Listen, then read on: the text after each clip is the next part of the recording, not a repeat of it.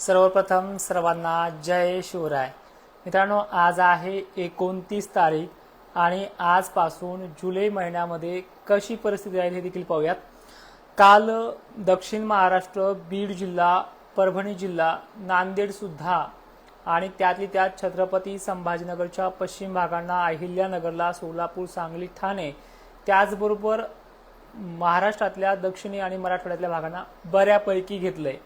पण यामध्ये सुद्धा काही भाग कमी पडलाय किंवा पेरणीच्या योग्यतेचा पडला नाही, यांना सुद्धा आजच्या व्हिडिओमध्ये महत्त्वाची माहिती आहे।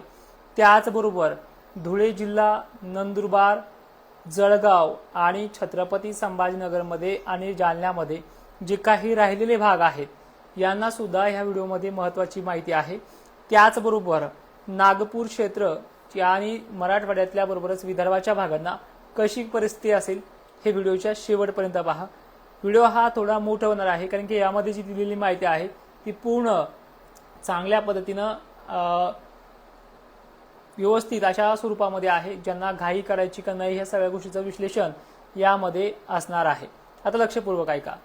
आज सुद्धा जे काही पश्चिम महाराष्ट्रातील भाग आहेत, सांगली, सोलापूर, त्याचबरोबर अहिल्यानगर, बीड जिल्ह्यातल्या सुद्धा आणि सोलापूर, बीड, लातूर, नांदेडसह परभणी, त्याचबरोबर गेवराई पर्यंतचा पट्टा जो आहे आज पुन्हा व्याप्तीमध्ये वाढ होते। पण पाऊस थोडा उशीर राहील। काही ठिकाणी गरमीची लेवल चांगली असेल तो लवकरही पोहोचेल, पण संध्याकाळच्या 6 ते 7 वाजेपर्यंत महाराष्ट्रातल्या या दक्षिण भागामध्ये पाऊस वाढणार आहे। त्याचबरोबर नाशिक जिल्ह्यातल्या मालेगाव, नांदगाव जे काही उत्तरेकडील भाग आहे, धुळ्याचा सुद्धा दक्षिणेकडील भाग आहे, पण धुळेकरांनी, नंदुरबारकरांनी घाई करू नका। तुमचे दिवस खूप चांगले आहेत, थोडे 2 दिवस उशिरा आहेत। या भागात सुद्धा आज पाऊस असणार आहे। वैजापूर, कन्नड, सिल्लोड आणि भोकरदन, जाफराबाद, सोयगाव या भागात सुद्धा बऱ्याच ठिकाणी आज काल थोडा पाऊस झालाय, पण कालच्या पेक्षा जसा परवा दिवशी सुरुवात झाली होती 27 तारखेला त्या पद्धतीची सुरुवात आज इथे होणार आहे।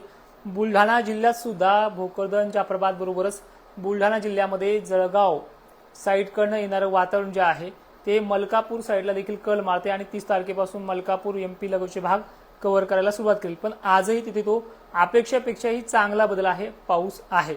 भाग सुरू शकतात एखादोन।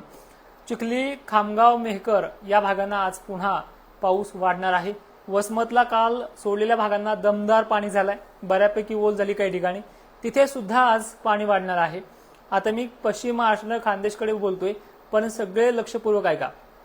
त्यानंतर अकोल्यामध्ये सुद्धा आजचा हा पावसाचा कल आहे, ज्यामध्ये थोडीफार मेघगर्जना वाशिम जिल्ह्यामध्ये, मेहकरमध्ये, रिसोडमध्ये, एकंदरीत विदर्भाच्या ह्या 4-5 जिल्ह्यांमध्ये वाढणार आहे। अकोला, अमरावतीची परिस्थिती ही मध्यरात्री 10 ते 11 वाजेपर्यंत सुद्धा इथे व्यवस्थित स्वरूपामध्ये पडणार आहे। त्यामध्ये हिंगणघाट, वर्धा, चंद्रपूर, यवतमाळचा समावेश आहे। पाऊस हा कुठल्याही क्षणी इथे प्रभाव टाकू शकतो, गरमीची लेवल वाढताना स्पष्ट दिसते। मात्र आज अंबड पश्चिम बाजू, गंगापूर, पैठण इथे देखील जोर वाढणार आहे। काही गाव सुटले तर काळजी करू नका, कालच्या तुलनेमध्ये ते भर जास्त आहे, तिथे सुद्धा अंबड पट्ट्यांना आहे।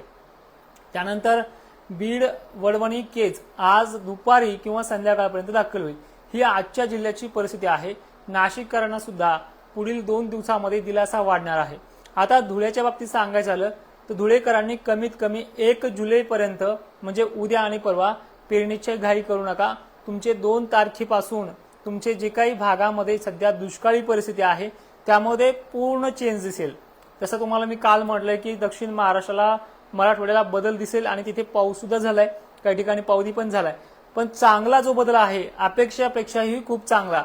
गेल्या वर्षी सुद्धा तुम्हाला थोडं तरसवलं होतं, पेरणी केली, उघडला, तुम्हाला तरसवणार नाही। धुळे, नंदुरबार आणि जळगावच्या जिल्ह्यांना ही परिस्थिती 2 तारखेपासून सुरू होते। हे बघा, अंदाज आहे, कदाचित 1ला पण सुरू होईल किंवा 3ला होईल, पण होईल मात्र नक्की आहे। ही माहिती शेतकऱ्यांपर्यंत पोहोचवा आणि घाई करू नका।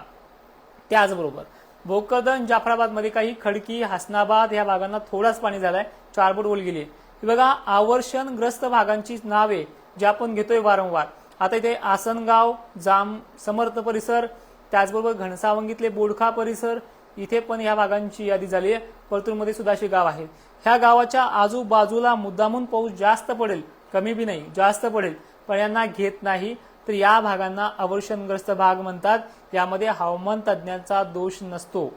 या भागांना कृत्रिम पावसाचा प्रयोग करावा लागेल, त्याशिवाय ही प्रणाली विकसित होणार नाहीये। अन्यथा आपल्या भागांमध्ये अजूनही आज वाट बघा, उद्या पण वाट बघा, 2 तारखेचा जो काही पाऊस येणार आहे त्यामध्ये तिथे स्थिती सुधारू शकते। पण आज आणि उद्या प्रयोगासाठी वातावरण पोषक आहे। नंतर 2-3 तारखेनंतर नाही, मान्सूनचे वारे जोराने सुटणार आहेत। त्यामध्ये बारीक थेंब, सूक्ष्म थेंब, पाऊस आभाळ खूप राहील, पण थेंब दिवसभर पडत राहतील, पेरणी योग्य नाहीये।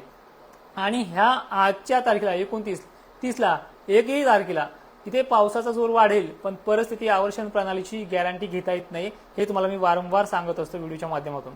आणि एकालाही महाराष्ट्रामध्ये धुरळ पेरणी किंवा पेरणीचा सल्ला दिला नाही, त्यामुळे बियाणं खराब झालंय, अमुक झाल्याचा प्रश्न माझ्याकडे मांडूच नका।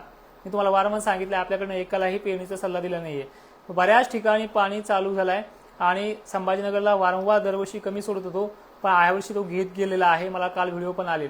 आता बघा, हे झालं 29 तारखेला। थोडक्यात पुन्हा सांगतोय की विदर्भामध्ये अमरावती, अकोला, नांदेड भाग सुद्धा, हिंगोली साईड सुद्धा, यवतमाळ सुद्धा, छत्रपती संभाजीनगर आणि जालन्यामधल्या सोडलेल्या भागांपैकी काही भागांना तो आज पुन्हा घेणार आहे, दिलासा आहे। मात्र दक्षिण महाराष्ट्राला सुद्धा आज आणि मराठवाड्यात सुद्धा तो घेणार आहे। अंबड ते घनसावंगी, परतूर ह्या तिन्ही तालुक्याच्या मधल्या भागांमध्ये आजही पोकळी निर्माण होईल आणि ती पोकळी काही गावांना सोडून देईल। हे 29 तारखेचे चित्र आहे। आज पुन्हा लातूरचे सोडलेले भाग आणि नांदेडचे सोडलेले भाग कव्हर करेल। हे 29 तारखेचं आजचं चिन्ह आहे। 30 तारखेपासून भिवंडी, मुंबई, दमण ते सुरत, नाशिक क्षेत्र, मालेगाव, धुळे, छत्रपती संभाजीनगर व्याप्तीमध्ये परवाच्या दिवशी ही 80% पेवडी जाऊ शकते। वाऱ्याची जर कंडिशन जास्त असली तरीही पेरू नका, परिस्थिती सुधारणार आहे, पण वेळ लागेल। पुणे परिसर, अहिल्यानगर आणि छत्रपती संभाजीनगरचा रेकॉर्ड ब्रेक व्याप्तीचा दिवस जो आहे तो आज आणि उद्या आहे। यामध्ये ज्या भागांना मध्यम जरी पडला तिथे वाढ होऊ शकते किंवा त्या पटीने जास्तही पडू शकतो। पण पेरणीच्या योग्यतेचा पाऊस झाला तर बिनधास्त पेरणी करा, कारण की सापका शिपका तुम्हाला चालू असणार आहे। धुळे जिल्ह्याला चक्क 31 उद्याच्याच तारखेला आणि आजही बदल होईल, पण पेरणी योग्य तारीख तुम्हाला 1-2 जुलैपासून आहे, तिसऱ्या दिवशी। छत्रपती संभाजीनगर, घनसावंगी पट्ट्याला सुद्धा आज काही आणि उद्या 29 तारखेला सुद्धा पाण्याचा वाढ आहे। बीड जिल्ह्याला सलग आजही आहे, उद्या पण आहे। त्यानंतर जळगाव, वसमत वगैरे भाग सुद्धा हे चालूच राहतील।